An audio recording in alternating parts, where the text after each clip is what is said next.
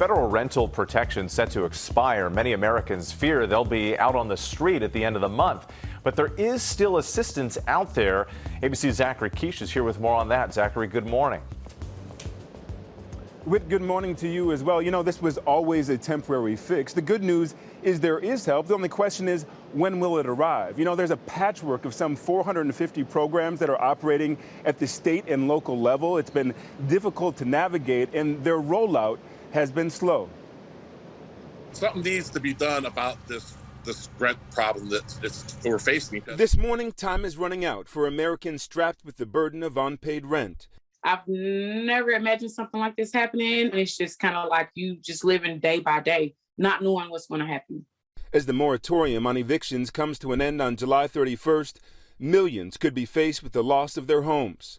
Autumn Murrow is one of them. Yes, it's been really hard every day. I don't know how I'm going to pay my rent. I've had multiple eviction notices.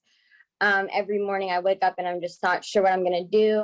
The Emergency Rental Assistance Program was designed to make funding available to assist households that are unable to pay rent or utilities.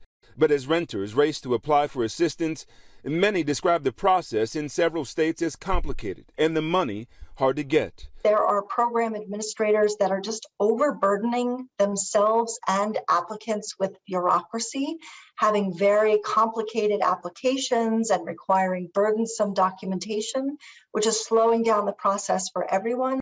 According to the U.S. Census Household Survey in June, 7 million renters are behind on payments. One reason why, according to Treasury Department data, only a fraction of the more than $46 billion Congress earmarked for aid has reached those most in need. Someone applies and they perhaps get evicted before the money arrives, and it has happened and it will happen, but we're determined to do everything we can to prevent it from happening. In Texas, officials are pushing ahead to avoid that scenario, processing thousands of applications a day and urging landlords to also participate in the program. We have this eviction diversion program. It's a partnership with the Texas Supreme Court and Office of Court Administration, where they stay eviction for 60 days. And in the meantime, the landlord and the tenant apply for relief and get it out the door. Well, some states are ramping up their programs and distributing funds quickly. In New Orleans, city officials are trying to help renters sign up for federal assistance. If we have the tenant here, if we have the necessary support documentation,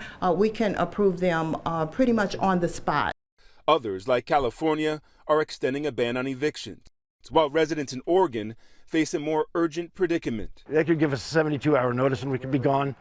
For many, the reality of losing homes despite government action may become a reality. I've noticed that it's just a few weeks away and I'm terrified. New Orleans isn't the only city trying to meet folks where they're at to both educate them and enroll them in these programs. While there's 7 million renters that face eviction, the true scale is much greater when you consider their families. Dan? The ripple effect's really profound. So much insecurity here for so many families. Zachary, thank you for reporting on this for us. Well, hey there, GMA fans. Robin Roberts here. Thanks for checking out our YouTube channel. Lots of great stuff here. So go on, click the subscribe button right over here to get more of awesome videos and content from GMA every day, anytime. We thank you for watching, and we'll see you in the morning on GMA.